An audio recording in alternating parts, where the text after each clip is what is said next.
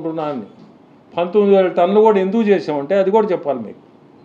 ఇది ఎక్స్పోర్ట్ పంపించి ఆ రాయితో వాళ్ళు అక్కడ తయారు చేసిన సేమ్ ఈ క్వార్ట్జ్ శాండ్, ఈ శాండ్ అక్కడ క్రూజిబుల్స్ తయారు చేసేదాన్ని. క్రూజిబుల్స్లో ఇన్నర్ లేయర్ ఉంటుంది, అవుటర్ లేయర్ ఉంటుంది, మిడిల్ లేయర్ ఉంటుంది. మనది ఈ శాండ్ తీసుకుపోయి మేము అక్కడ టెస్టింగ్ అని, ఇది ఇన్నర్కి పనికి వస్తుందా, అవుటర్కి పనికి వస్తుందా, లేకపోతే మిడిల్కి పనికి వస్తుందా, 3 లేయర్స్ అది క్రూసిబుల్స్ తయారు చేసి దాన్ని టెస్టింగ్గా ఈ స్టోన్ పంపించాం ఇండి నుంచి.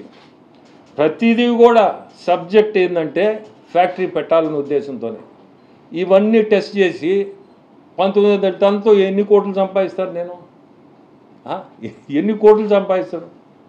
నా సొంత టర్నోవర్ ఎంత? అసలు ఏదన్నా ఇంత చూస్తే ఏంది, దాదాపు 96 కంపెనీలు ఎక్స్పోర్ట్ చేస్తుంది. ఏదిసేపటికి లక్ష్మీ క్వార్ట్స్ ఫిన్ క్వార్ట్స్ అని మాట్లాడుతూ ఉండరు. ఇక్కడ చూస్తే 96 కంపెనీలు 1,60,000 టన్నులు పంపించున్నారు ఈ ఇయర్ అంతా. లాస్ట్ ఇయర్ చూస్తే నేను చెప్పాను కదా 9,60,000 టన్నులు. మొత్తం మీకు ఒరిజినల్ డాక్యుమెంట్స్ అన్నీ ఇస్తాం, మీరందరూ కూడా చూడాలా. ఎందుకంటే ఇది మరీ ఎక్స్ట్రీమ్స్కి వెళ్ళిపోయింది.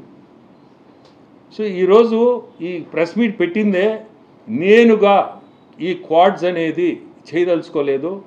కానీ ఎవరైనా మంచి మనసు చేసుకొని మన జిల్లా కానీ రాష్ట్రంలో ఎవరైనా కానీ ఈ ఫ్యాక్టరీ పెట్టండి. మంచి ఫ్యాక్టరీ, ఇది చాలా మంచిది, ఫ్యూచర్ ఉన్న ఫ్యాక్టరీ. మనకు ఉండే రా మెటీరియల్ ఇక్కడనే ఉంది.